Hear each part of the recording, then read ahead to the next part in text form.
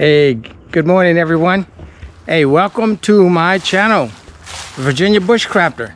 Hey, if you've never been here before, this is the channel where you continuously learn and practice the skills of bushcrafting, prepping, and survival. And if this is your first time here, guys, you know, when I come out into the bush, I always have a specified task to learn or to improve upon. So quickly, I just I pitched a lean-to shelter very quickly. One of the fastest shelters to construct. So one thing I did add, tie outs in each grommet.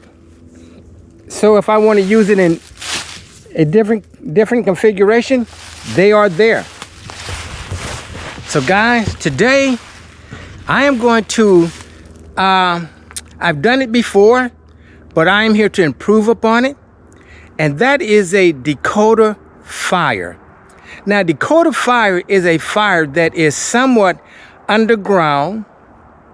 Flames should not be seen, and it should be made underneath foliage to help dissipate the smoke. As you can see, I am under some foliage here. But as we always have challenges, even though this ground looks very, very dry, underneath the leaves, there's moisture, and there will always be moisture in the bush in this particular area that I am in. So what I'm going to do, guys, I'm going to concentrate on making two holes. One will be known as the fire pit. The other one will be known as the oxygen tank. They will be connected by a canal. So let me get the gear ready, and we're going to start on this project momentarily. A lean-to tarp shelter. All right, guys, so what I'm showing you here is the blueprint or the footprint that I'm going to be using. If you notice, I have made a square here and a square here. I'm going to remove the dirt in here at least 2 feet. And then I'm going to make a canal in between here. Now guys, this is a shovel that I'm going to use, and I'm going to make the canal with a gas station pocket knife. I have used this knife before to make a Dakota Fire, but again, I like this because it has a tanto point and serrations, which are great for cutting root. So here are the tools that I'm going to use today to make a Dakota Fire. All right, so let's start excavating the dirt.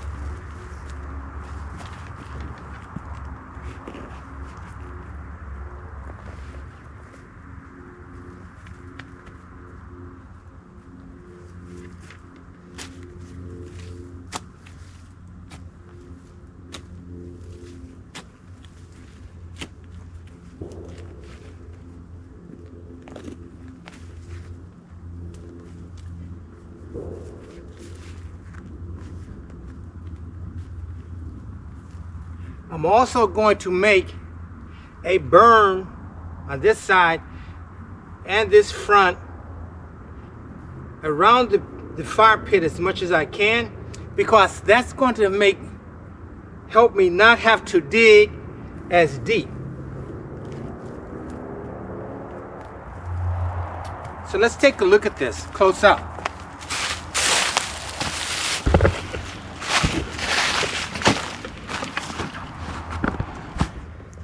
Okay, so this is the first square hole. This is going to be the fire pit. This is going to be the oxygen tank.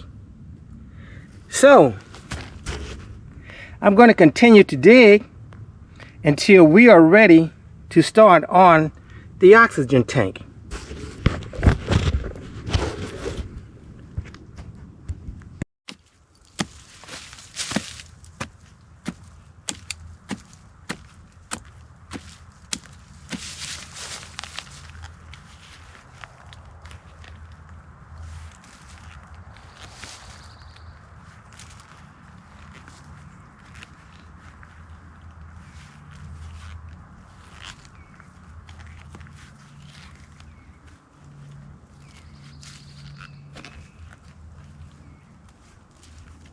The shovel is very good for cutting roots.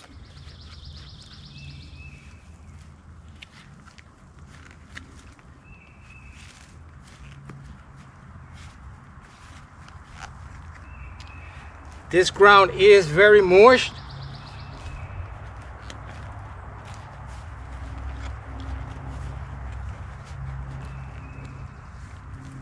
Let's look at the depth. I may be at my elbow limit, at my elbow height.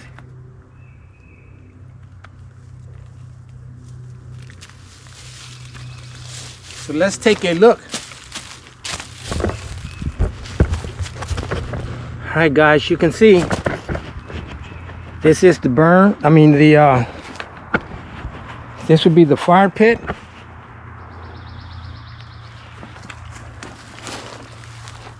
As you can see, this is how deep it goes.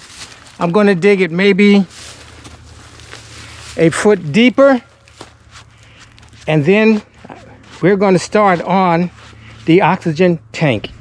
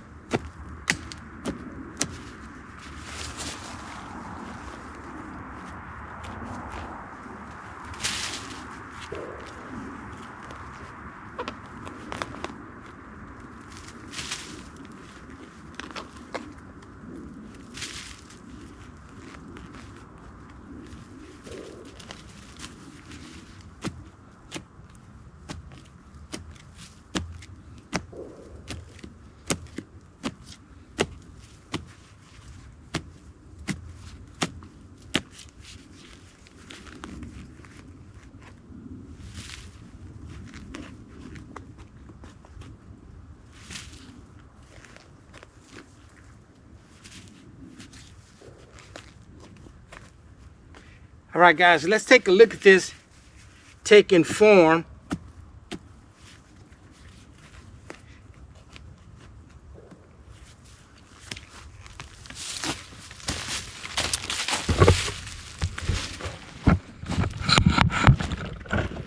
Okay, so this again is going to be the oxygen pit. This is the fire pit. Oxygen pit.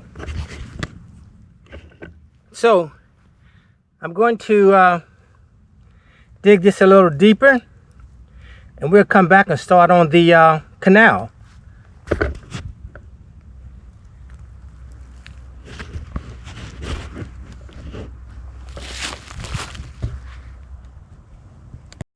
All right, guys, here is the oxygen pit or oxygen tank. So I've dug down here. I removed some soil or dirt from here so that wind can come this way, go through the channel that I'm going to dig out now. And here is the fire pit. So again, what I'm going to use to dig the channel out is a gas station knife. Serrated edge, tanto point.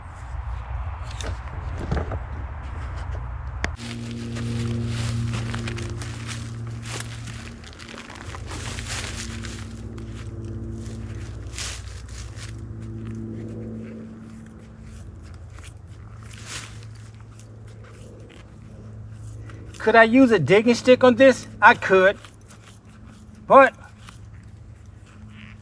I just choose not to.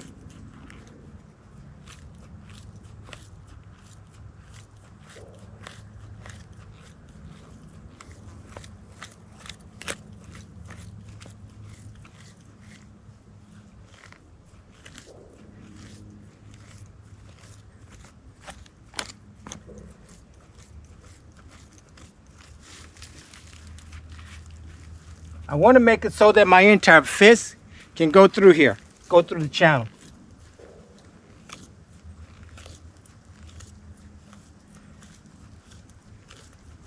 So when that happens, we're going to take our fist, we're going to go through the channel. All right, guys, the Dakota pit and oxygen tank are complete. Now, here are the tools that I used. I used this is a military shovel. This thing cuts, can be used for self-defense, cuts roots very well. I also had to, well, let me show you. I started off using a knife that works very well, but because of the length of the blade, I had to resort to a Gerber. This is a hybrid machete knife. It has an 8-inch blade, fantastic jimping. It's a low flat grind and it turns into a saber grind with a micro bevel, as you can see, but this is a Gerber. But guys, this is what I had to use. So I want to show you.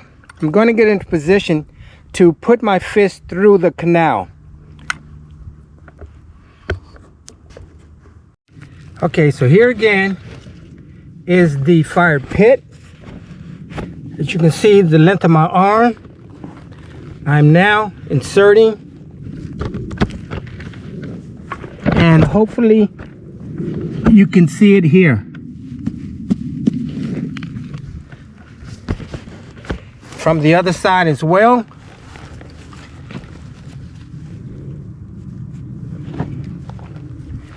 So guys, again, this is just basically practicing, because I want to make a fire where the flames are not visible. And again, I dug the pit, the fire pit, with a shovel, also the oxygen tank with a shovel. I used a very expensive knife to start on the canal, and a Gerber, I believe it's called VersaFix hybrid machete. Knife, machete, it's hybrid. All right, the next task, and again guys, I want to remind you, all of that in there, all of that dirt is down. So what I'm going to do, I'm going to start off putting some soft wood or green wood at the bottom, because I don't want to put my dry wood on the wet soil or wet dirt. So I'm going to go harvest some greenery or softwood, and then we're going to start on a fire. All right guys, there it is. Again, fire pit, oxygen tank, and I also removed some of the dirt here so that the wind can come in this way.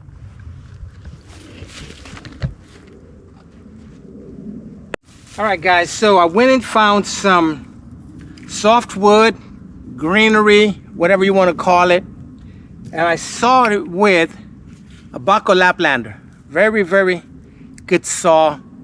And I'm going to put the green wood at the bottom of the fire pit. And the reason that I am doing that is because this soil is entirely wet. So that is what I'm going to do. And I see that I need more green wood or softwood. As you can see, that's what I'm doing. So I'm going to get some more softwood and put it in here so that my hardwood, my kindling and fuel will not have to absorb as much moisture from this wet dirt. All right, guys, so now you can see the amount of green wood at the bottom so that I do not have to put my tinder on this wet soil. So now it is time to collect tinder and kindling. Again, so I won't have to put my kindling on wet dirt. So now I'm going to go collect kindling, something as thin as this. And I'm going to get a lot of it. All right, guys, so here's some tinder that I have collected.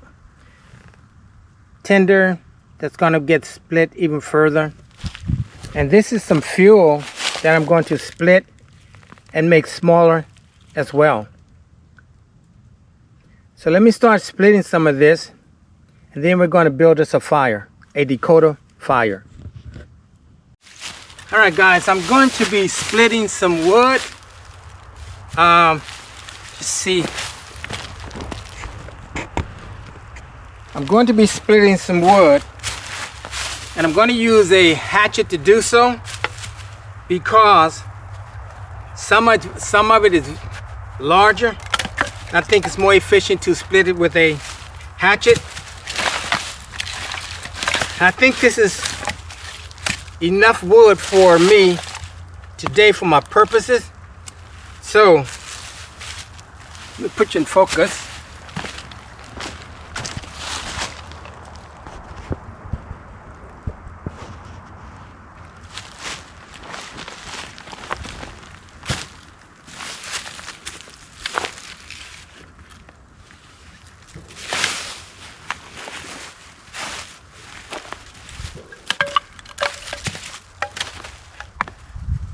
This is some hard wood right here.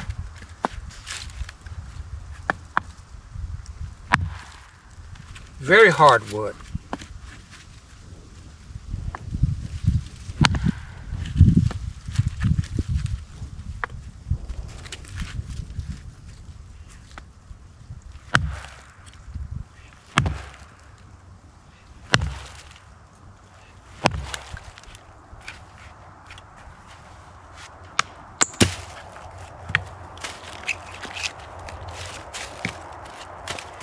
Actually, I'm going to use it for a block. I don't think that needs it. That doesn't need it.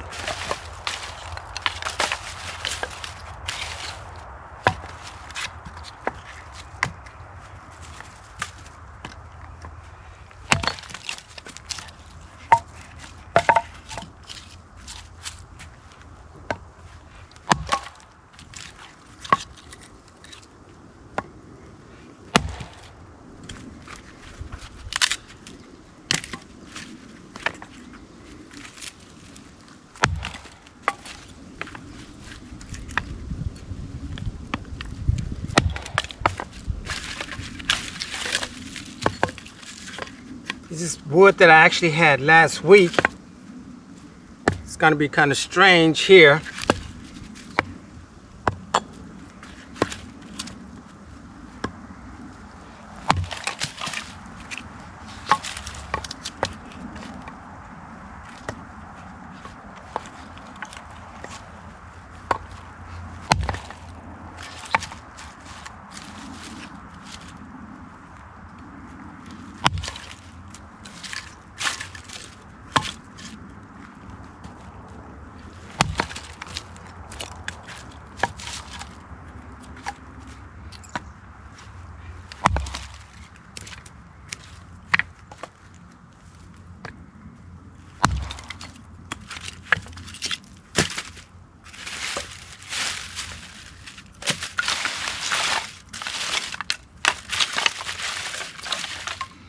I think that's going to be about it,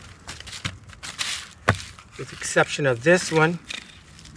And again, I want the wood smaller because I'm going to do my best to keep the flames below the surface.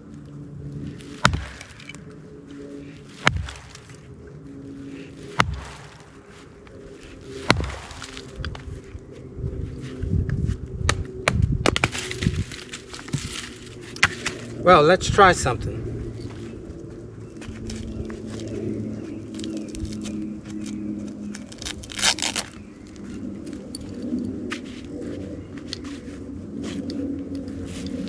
Get a baton.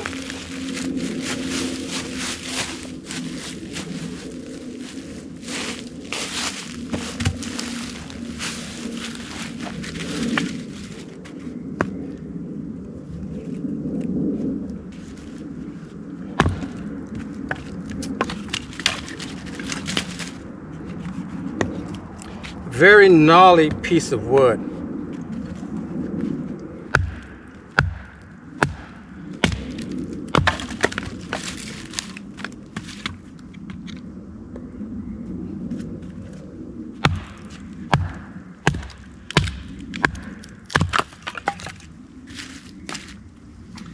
Okay, I think I do have this wood small enough. So I'm going to put in some kindling and some tinder, and we'll get our fire started. Okay guys, I've put some fat wood dust and cotton ball and Vaseline, and the tool that I'm going to use to start the fire.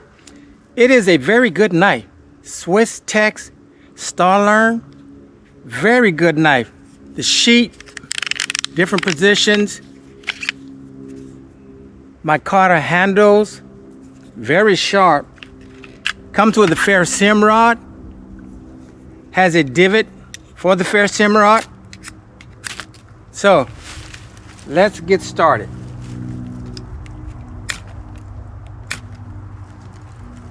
Okay, on the second strike, it caught.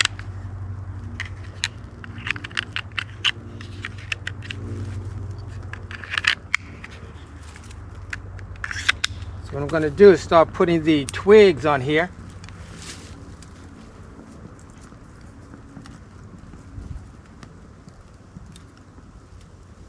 And again, I have green wood at the bottom so that my dry wood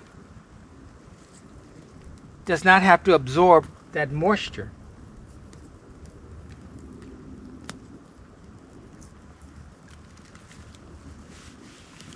Okay, I'm going to let that burn.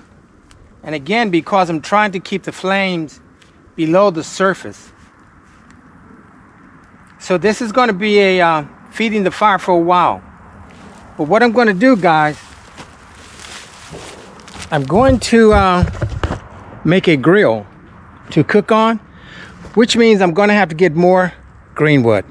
So as you can see, that is the fire that is going, the Dakota Fire. All right guys, you can see the Dakota Fire is working well. I am managing to keep the flames below the surface. I just added some more kindling, and the oxygen tank is working well. So this is the Dakota Fire. I will be making a meal on the Dakota Fire. These will be the grill. These green logs will be the grill. All right, guys, I want to show you the Dakota pit. It is working fairly well. As you can see, my main objective is to keep the flames below the surface. And inside of that fire pit, all of that was wet. So I had to create a lot of coals. I did that again by using some softwood or green wood at the bottom. And the hardwood now is making coals. And as you can see, this is working well. The oxygen tank.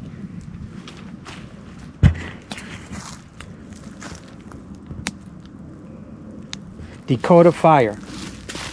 And I still have a massive amount of wood left over.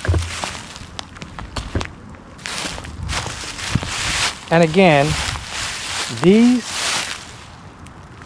green sticks or green branches will be my grill to prepare my meal.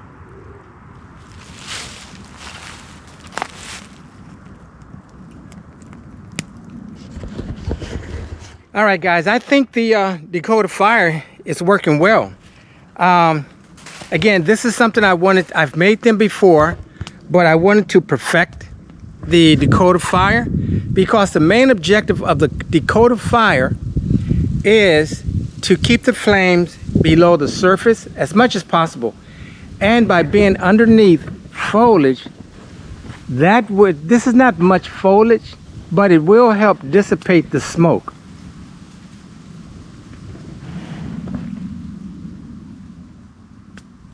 So I'm going to have a nice hot bed of coals and I can start preparing my meal.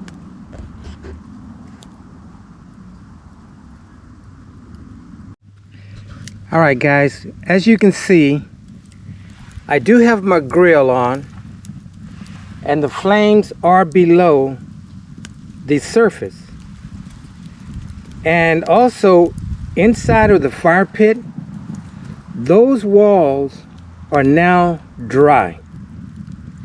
So it's going to be maybe 30 minutes before my wonderful, enjoy my time in the bush favorite meal, except no French fries. That's right, my favorite. I just don't have any French fries with me. So I have 2 of those wrapped in foil paper. Again, take a look at the fire. It is below the surface. The main purpose of a Dakota Fire is to keep the flames below the surface. So guys, that's what I'm doing out here today. I wanted to focus on the Dakota Fire. I'm just waiting on it to finish cooking my, what are they called? Impossible burgers. And then I'm gonna have me a nice hearty meal. But again, I use the green wood as the grill because it's gonna be a while before they even burn. So again, that's my grill. All right, it's looking good. And I have so much wood left over, but I'm gonna let these just get all the way down to a coal. And I may throw some more wood on here if necessary, but we shall see. Here again, the oxygen tank, oxygen pit. Air is just coming straight through here, going right into the fire pit. All right, guys, get your plates ready. It won't be long. So guys, one of the things that you can do when you're in the bush and you're waiting for your food to cook, as you can see there, enjoy every moment, make it useful. So what I'm going to do is touch up my knife that I used today. It is still very sharp, but this is I think this is I don't know the brand. I think it's Lansky. Just going to use it to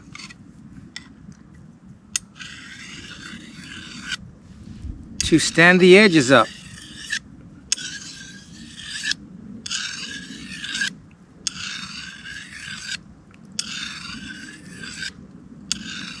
Not putting any pressure on it.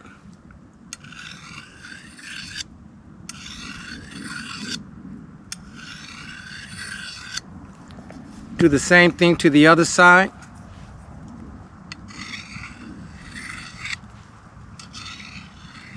Whenever you use a cutting tool,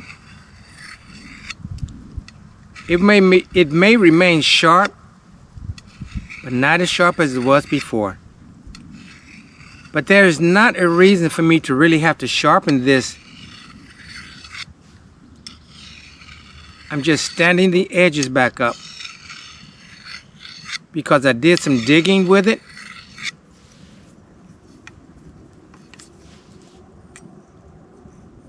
It's still sharp.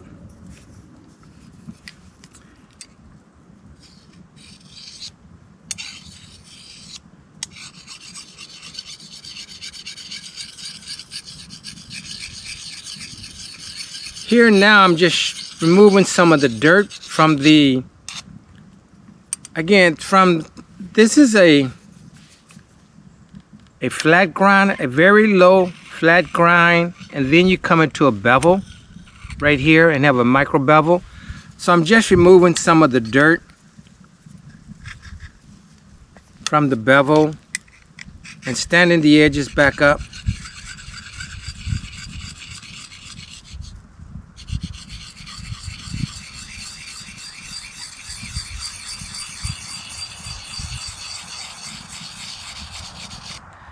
I'll do the same thing to my hatchet when I get home.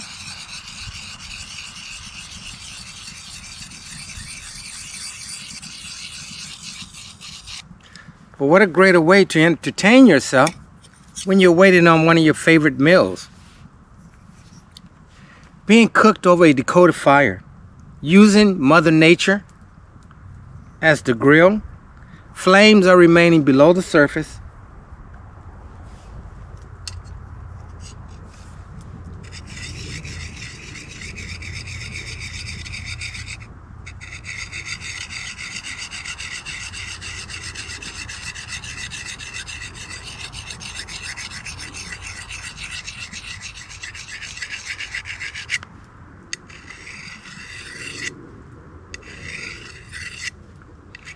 This will be less work that I have to do when I get home.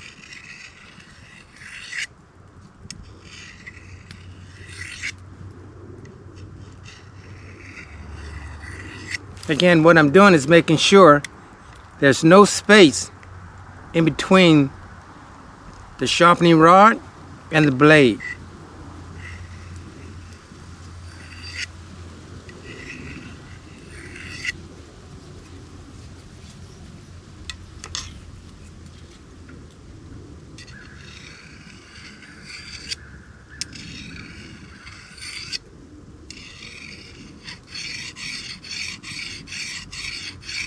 I can feel it just in here. Okay.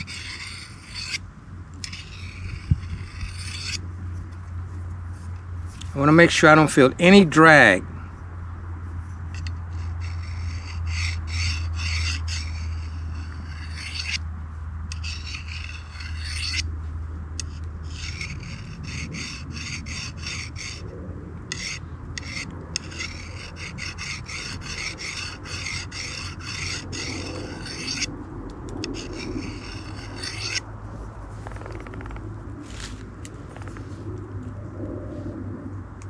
It's good to go. Also,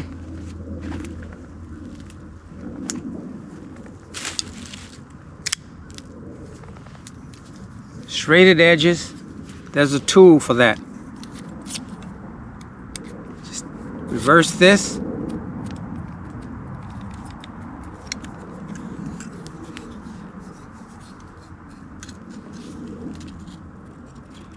As you go into the indentation, you just turn the pivot.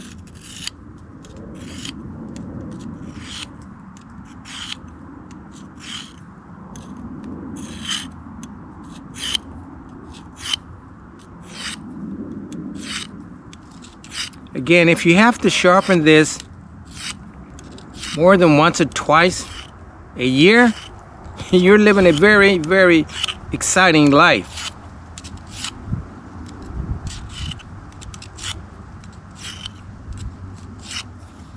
Now, once you do that, you should feel some burrs on the other side.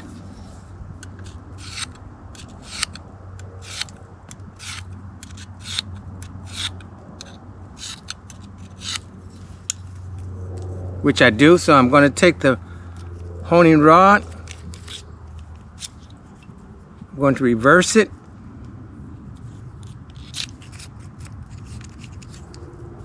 I'm going to go to the other side of the serration, take the flat edge,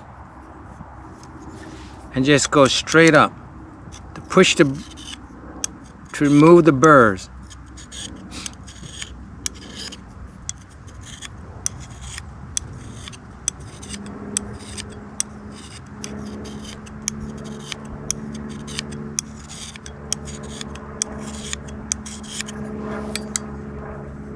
They're gone. So I'll just keep an eye on my food, and I'll just do the same thing on this one. Again, this knife, I've had it a long time. It's a gas station knife, but it works very well. No, I wouldn't try to take it and do a tensile strength on it, you know, back and forth, and not with this. But it does everything that I needed to do.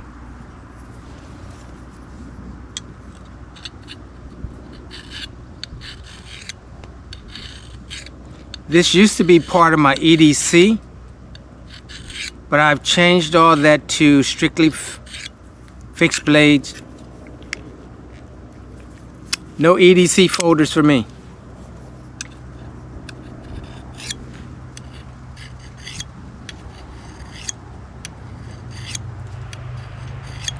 All right, guys, I think I'm gonna throw some more wood on this Dakota Fire.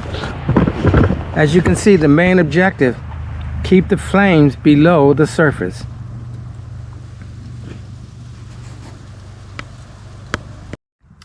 All right, guys, you know what time it is. It's meal time. And I don't have a plate, so I'm using foil paper, but yummy, yummy, yummy.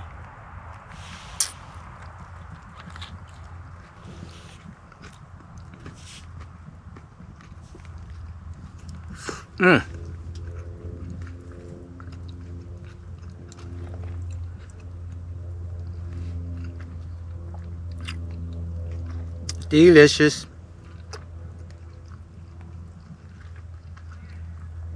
As always,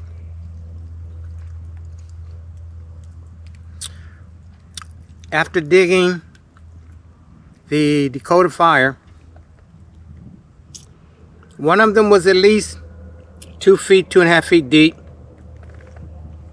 The other one about the same. I didn't have to harvest much wood, just kindling. But of course it was wet.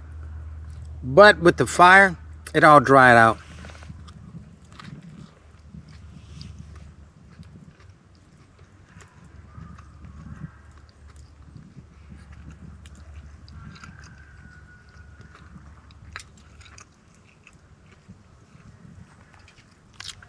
Nice and hot.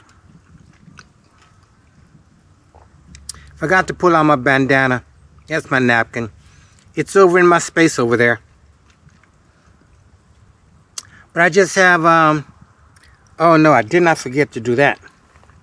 I forgot to put my, I think I forgot to put my onions on here.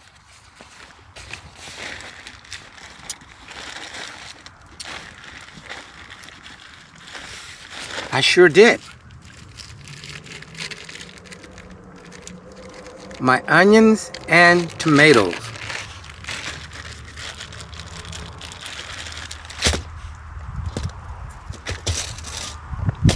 So that won't be hard.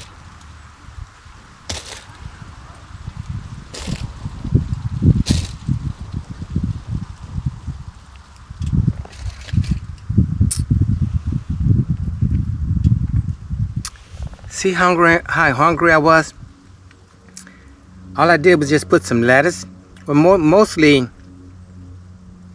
a salad really. But I knew something was missing. The onions and the tomatoes.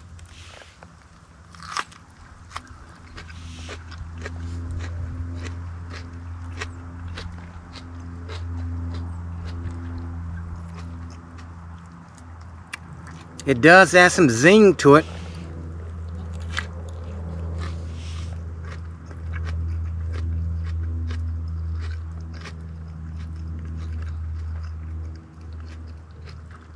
How could I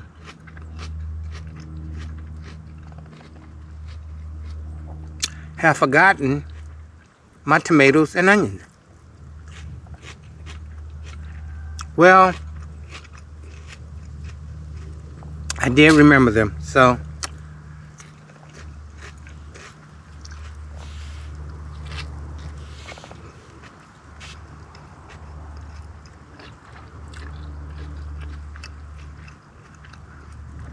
nice and hot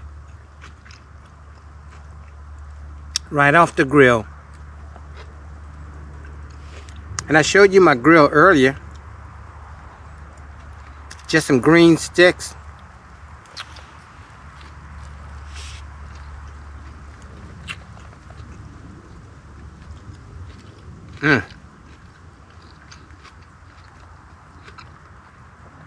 Very good. Well, one down, one to go, and I'll be back. A good look at my grill before I dismantled it.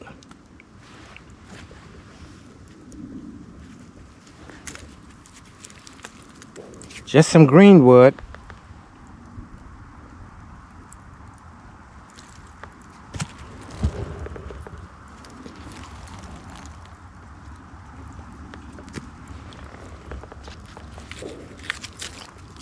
Used as a grill.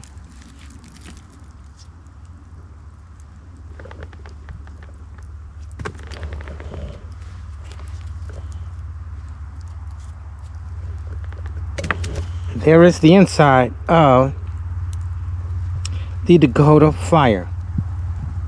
It would not be hard to extinguish this fire at all, but right now I'm going to put some more wood in it. Well guys, as you can see, the Dakota Fire has gone out. I do see some embers still there. Of course, I will put water on those and get rid of it. But look at all the dirt that I'm going to put back to fill this hole. But I wanted to show you the tools that I used today. Of course, oh, this is still my Gatorade. Gloves that I wear into the bush. I wear these coming in, use these to do my cutting. My bandana, which I can use as a signal. I can use to wash my hands, wipe sweat, filter water. So that's my bandana. That's my pocket knife that I used today to help. Well, I made the channel of the Dakota Fire basically using this tool. And what other tool did I use? Oh, the tool that I also used was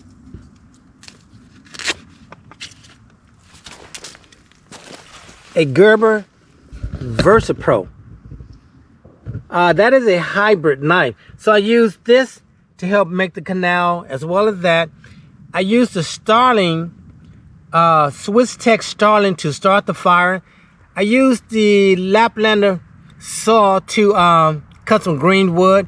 I used the axe to do some splitting, and I used a shovel to dig out the fire pit and the oxygen tank. And of course, there's the phone and there's a battery pack. I always bring extra battery packs with me in the bush.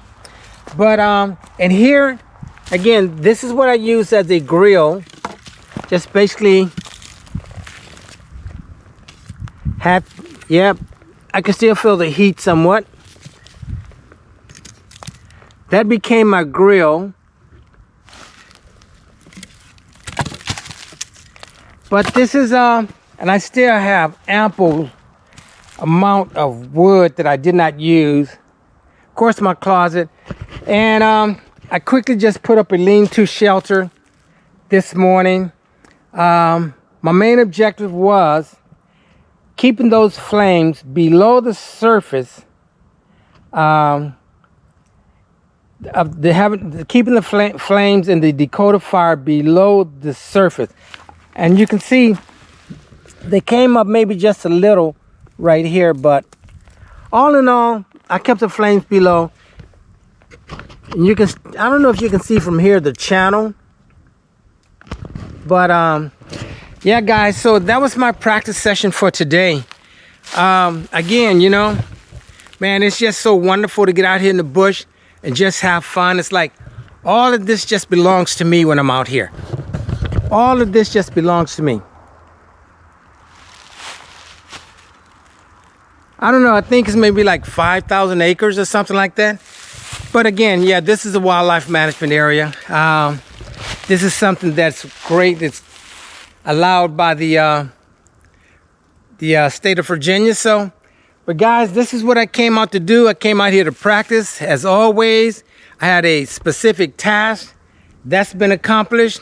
So what I'm getting ready to do, guys, I am getting ready to clean up, and then I'm going to trek out. Also, I did cook on the Dakota Fire.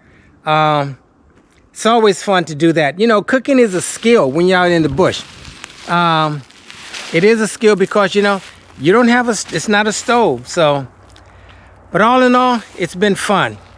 So guys, I'm going to clean up everything, pack up. I'm going to see you on my trek out. Again, main task and accomplishment today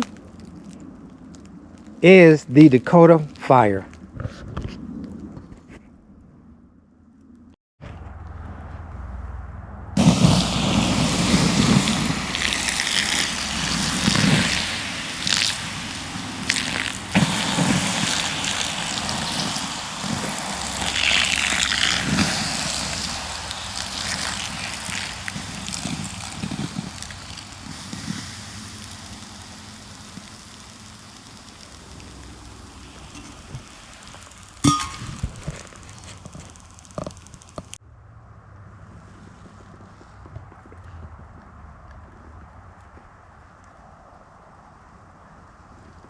North 29.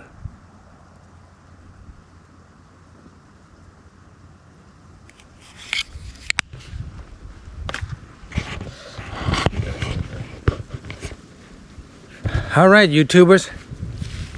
Hey, it has been an exciting day to make a Dakota Fire, and the flames do not rise above the surface. That is one of the main objectives of a Dakota Fire. So it was fun. I practiced it. I used different tools, constantly learning in the bush. So guys, I'm trekking out. I want to thank you for joining me, and I will see you in the next video. And remember, like father and son, mother and daughter, human and nature, we're all akin in some form or fashion. So get out in the bush and have some fun. This is the Virginia Bushcrafter signing off.